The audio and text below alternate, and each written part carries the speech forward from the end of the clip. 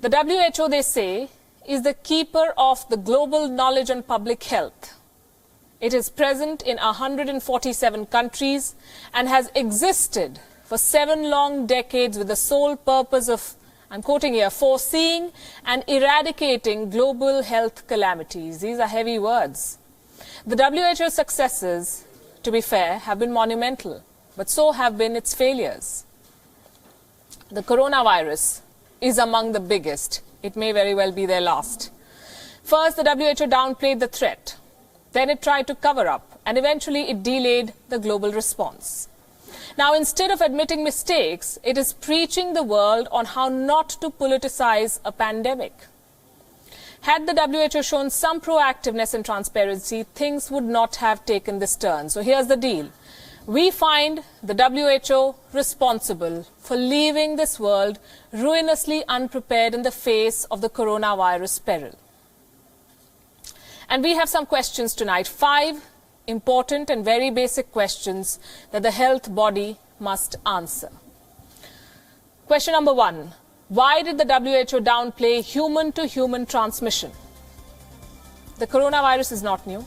The transmission to humans is. And that is where the whole problem lies. January 14, the WHO said that preliminary investigations conducted by the Chinese authorities have found no clear evidence of human-to-human transmission of the novel coronavirus. They bought China's word for it. And they did so when, in fact, just 12 days back, 41 patients had been admitted to a hospital in Wuhan. 14 of them had no direct exposure to the Hunan seafood market. That is 44% of the total cases. If this isn't human-to-human transmission, what is? Chinese scientists at the epicenter of the outbreak themselves confirmed this. One headline is on your screen. It talks about how only 27 of these patients had a travel history to the wet markets. And that's not all. A day before the WHO rejected human-to-human transmission on the 13th of January, Thailand reported its first imported cases of the coronavirus.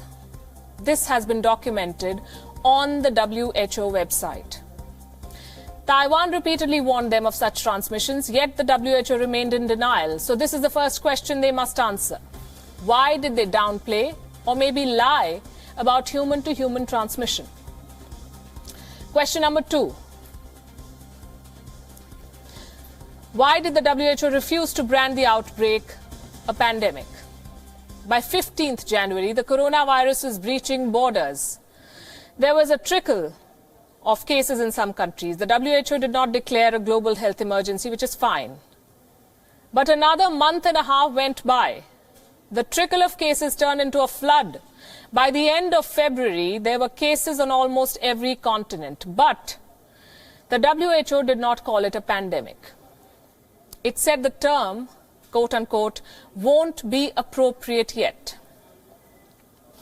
It was only on the 11th of March when the WHO Director General declared it appropriate after 57 days. I want to stress on this. The WHO declared a pandemic 57 days after the first cases were reported outside China. Do you know how many people had died in these 57 days? 4,000. That is more than 5 times the overall death toll of the SARS virus. Do you know how many people had been infected? 118,000. 118,000 people. What again classifies as a pandemic? What is a pandemic? Let's go by the definition on the WHO website. 24th February 2010, the WHO said a pandemic is the worldwide spread of a new disease. A worldwide spread. The coronavirus had spread to 80 countries on 6 continents by the end of February. Yet it did not fit the WHO's own definition of a pandemic.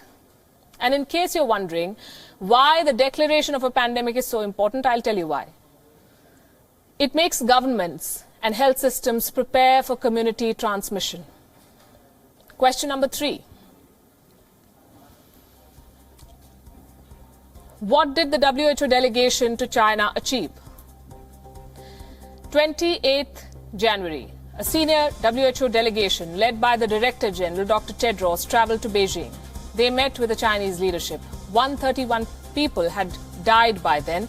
There were 4,600 cases across the world. The entire Hubei province was edging towards a lockdown. Do you know how optimistic this delegation was? Soumya Swaminathan, the WHO chief scientist, said, and I'm quoting, "It does look like, at least it's not growing, it's reducing." She means the virus. It's reducing. The number of cases outside China has not grown exponentially. That's not all. No data was shared with the US Center for Disease Control. The WHO delegation stayed in Beijing for days. They did not share any crucial data. The headline on your screen confirms this. The WHO delegation further delayed the global response. Question number 4. Why did the WHO change the name of the Wuhan virus? I've come with dates today. 11th February.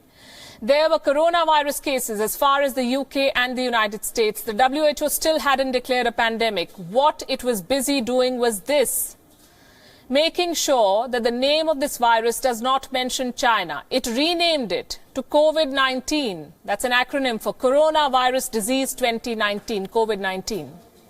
The WHO stressed on the year, not the place of origin.